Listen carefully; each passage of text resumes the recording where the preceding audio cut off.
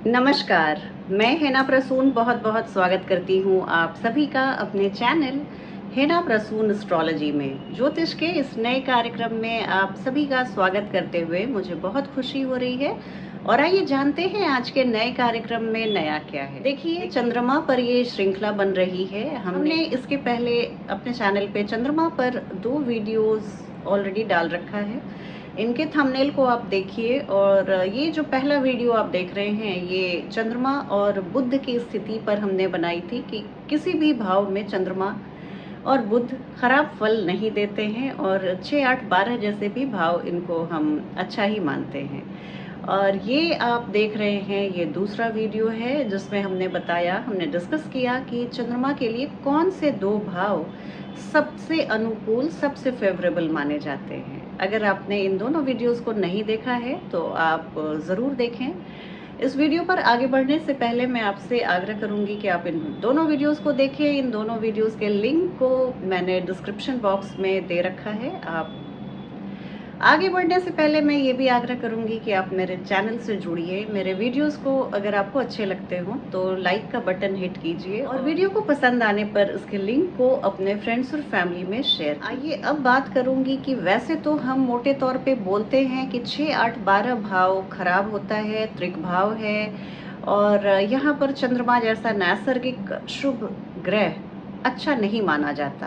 पहले एपिसोड में भी हमने बात की थी कि चंद्रमा के लिए कोई भी भाव बुरा नहीं होता, और जहाँ भी चंद्रमा हो उस भाव से वो सब कुछ एक अच्छा निकाल कर लाते हैं, निचोड़ कर लाते हैं, और अपने जातक को वहाँ उस भाव से जुड़े हुए आशीर्वादों और उस भाव से जुड़ी हुई अच्छी चीज़ों को दिलाते हैं। लेकिन ऑल सेड एंड डन, तो अगर कहना हो कि इन सब के बावजूद चंद्रमा के लिए सबसे प्रतिकूल भाव कौन कौन से हैं, तो फिर मैं आपको दोहरा दूं कि उस स्थिति में मुझे नाम लेना पड़ेगा कि हाँ, डेफिनेटली 8, 12 चंद्रमा के लिए अच्छे भाव नहीं माने जाते हैं। अब देखिए, अगर हम इस बाबत बात करते हैं तो क्या अच्छा और क्या बुरा, इस वीडियो में मैं बहुत बारीकी से इस बात पे चर्चा करूंगी। आप वीडियो को बहुत ध्यान से देखिए, स्किप करके ना देखें।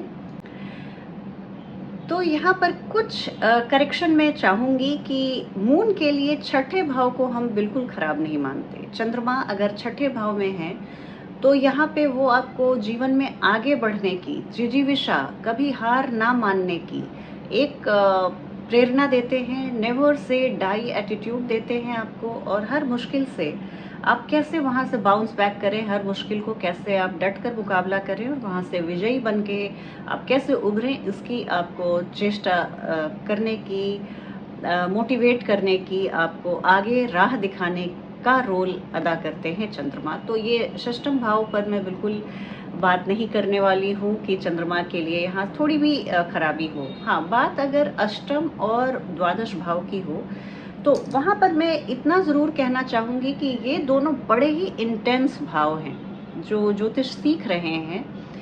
तो ज्योतिष कारों का, ज्योतिष के मर्मज्ञों का मानना है कि ये थोड़ा सा एक बहुत ही डीप हाउसेस हैं। हमारे जो 12 खाने हैं हमारी कुंडली के, उनके ये बहुत चुने हुए और ये बहुत अपने आप में एक दुनिया को समाहित रखते हैं ये दोनों भाव। अष्टम और द्वादश में चंद्रमा हो तो आपको इन दोनों भावों के लिए मैं एक ही बात कहूँगी, आपको ओवर थिंक करने की और प्रेरित कर सकते हैं। आप किसी भी चीज़ को देखिए, कहते हैं कि ओवर थिंकिंग किल्स। अब अगर आप बहुत ज़्यादा सोचें ना तो शायद आप एक ग्लास पानी भी ना पी पाएँ। कि आप अगर सोचें कि ये पानी यहाँ से जाएगा, गले से गुजरेगा, किडनी से फिल्टरेशन होगा तो किडनी के मेम्ब्रेन पे जोर पड़ेगा, तो मैं ज़्यादा पानी ना पीऊँ। तो एक सिंपल सी बात को भी अगर हम बहुत ज़्यादा सोचें ना तो हम उसको बहुत कॉम्प्लेक्स उसको बना सकते हैं, उसको बहुत दुरूह बना सकते हैं। तो कभी कभी ओवर थिंकिंग की जो टेंडेंसी होती है वो आपको एक पैरानोइया की तरफ ले जा सकती है। आप एक अनजाना भय, आप पैरानॉइड हो सकते हैं, इस तरह के आप स्थिति से दो चार हो सकते हैं। डेफिनेटली 8th हाउस में अगर आपके चंद्रमा हैं, अष्टम भाव के चंद्रमा आपको एक बहुत ही बढ़िया रिसर्चर बना सकते हैं। अष्टम भाव के चंद्रमा आपको किसी भी चीज़ के तह में जाने की ओर प्रेरित करते हैं। आप खोजी पत्रकारिता, आप डिटेक्टिव, आप स्पाई बहुत अच्छे हो सकते हैं। एक तो ये अष्टम भाव और उस पर से चंद्रमा का प्रकाश, तो यहाँ से आपको कोई बहुत गहरे पैठ के मोती मिल सकता है। आप रिसर्च की दुनिया में अपना नाम कमा सकते हैं। कोई भी जो अंडर कवर सर्विसेज होती है वहाँ पर आपका दिमाग बहुत चलता हुआ रह सकता है। चंद्रमा आपके मन को दिखलाते हैं, आपके सोचने समझने की क्षमता, शक्ति इसको दिखाते हैं। आप किसी चीज़ को कॉम्प्रिहेंड कैसे करते हैं इसको दिखाते हैं। चीज़ों के तह तक जाने की जो ललक होती है, आप एकदम सरफेस को खोद खोद खोद के आप जैसे अर्थ के आप सरफेस से खोदना शुरू करते हैं, उसके कोर में आप पहुंच जाते हैं। तो कभी कभी इतना गहरे पैठ के सोचने की जो प्रवृत्ति होती है, काम करने की प्रवृत्ति होती है, कभी कभी ये बहुत ज़्यादा बढ़ के स्थिति को आउट ऑफ हैंड कर सकती है। आप सिचुएशन आपके हाथ से बाहर जा सकता है, फिसल सकता है। तो अब देखिए कि ये अष्टम और द्वादश भाव के चंद्रमा, ये दोनों भाव जो है ना, ये बहुत आंतरिक शक्ति, आंतरिक छुपी हुई ऊर्जा का ये भंडार है, स्रोत है। और अगर हम मून को बोले, चंद्रमा तो हमारे व्यक्तित्व के कई पहलुओं को दिखाते हैं। चंद्रमा हमारे नरिशमेंट को दिखाते हैं, हमारा सेंस ऑफ नीड, हमारी ज़रूरतों को दिखाते हैं, हमें जीवन में क्या चाहिए, किस ओर मन भागता है, इसको दिखाते हैं। चंद्रमा हमारे सोचने समझने की क्षमता को दिखाते हैं। चंद्रमा हमारे फियर्स, हमारे भय को दिखाते हैं। और चंद्रमा साथ ही दिखाते हैं हमारे सेंस ऑफ कंफर्ट को, किन चीज़ों में हम आराम ढूंढते हैं, किन चीज़ों को हम आरामदेह पाते हैं, इसके भी द्योतक हैं। अब यही बात आ जाती है कि इन सभी व्यक्तित्व के आयामों को, पहलुओं को, ये इतने इम्पॉर्टेंट हैं कि अगर हम ओवर थिंकिंग करके सिचुएशन को हम हाथ से बाहर जाने दें, तो ये सबसे बड़ी गाज जो गिरती है वो जातकों पर ही गिरती है। तो अगर चंद्रमा हमारे व्यक्तित्व के इतने महत्वपूर्ण पहलुओं को टच करते हैं, उस पर अपना दबदबा बना के रखते हैं, और ये सारी स्थितियां इन भावों में इनके आने से अगर आउट ऑफ हैंड चली जाए, हाथ से बाहर स्थिति चली जाए, तो ये एक जातक और जातिकाओं के लिए सोचने वाली बात हो जाए। तो इसलिए हम लोग कह सकते हैं कि ये स्थिति चंद्रमा की थोड़ी सी समझदारी से अगर जातक और जातिका काम ले, तो यहाँ पर भी वो चंद्रमा के बेस्ट रिजल्ट्स पा सकते हैं। इन भावों में आपके चंद्रमा हैं तो आपको हिदायत, एक ज्योतिषीय सलाह दी जाती है कि आप किसी बात को इतना पकड़ के मत रखिए, या इतने आप रहस्य में अपने व्यक्तित्व को बनाकर छुपा कर मत चलिए कि आपके दाहिने हाथ ने क्या किया ये बाएं हाथ को पता ना चले। तो ये आप थोड़ा सा खुलापन रखिए व्यवहार में, थोड़ी सी बेतकल्लुफी रखिए, तो आप जीवन में निसंदेह बहुत आगे बढ़ेंगे। अब चंद्रमा की ये अगर बात हो गई कि हम छठे भाव को तो ऐसे निकाल दिए और 8वें और 12वें भाव की बात हो गई।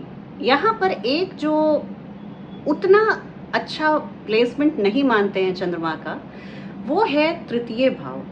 अब तृतीय भाव में क्या प्रॉब्लम है ये आप जरा सुन लीजिए। अब देखिए तृतीय भाव में क्या कहानी होती है।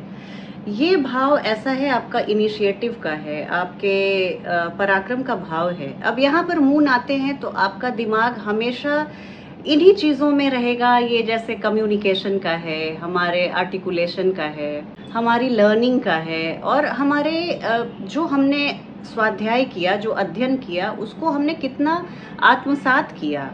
ये एब्जॉर्प्शन ऑफ नॉलेज का भी हाउस है, इंफॉर्मेशन का हाउस है, और कंस्ट्रक्टिव आइडियाज़, आपके क्रिएटिव आइडियाज़ का हाउस है। अब अगर यहाँ पर चंद्रमा आ जाए और यहाँ पर अगर बवाल मच जाए, तो ये एक बहुत ही महत्वपूर्ण भाव है जो एक अच्छे प्लेसमेंट से आपके जीवन में 4 चांद लगा सकता है।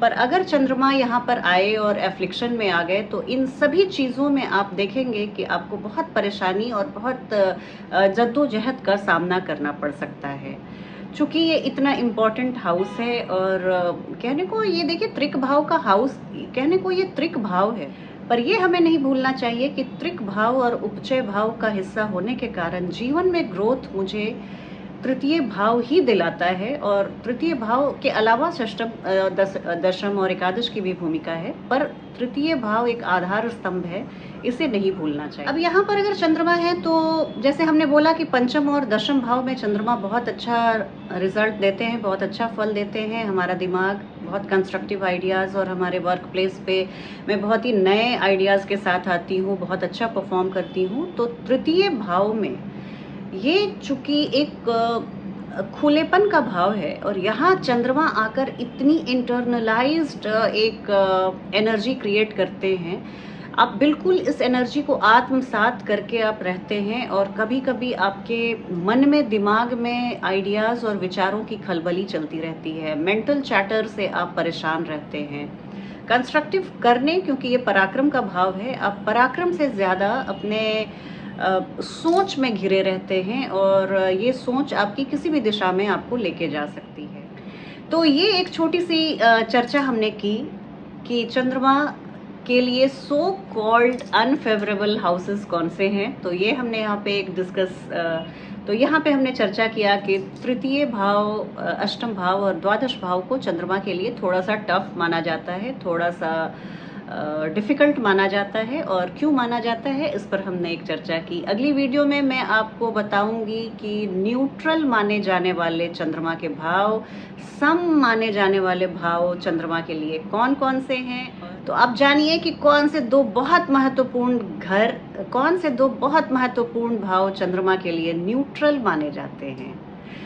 तो इस पर एक वृहद चर्चा मैं लेकर जो मैं आ रही हूँ, आप उस पर नज़र बनाए रखिएगा। चलती हूँ आज की वीडियो में, बस इतना ही। आपसे बहुत जल्दी एक नई वीडियो में भेंट होगी। तब तक अपना ध्यान रखें। जय हिंद, जय भारत।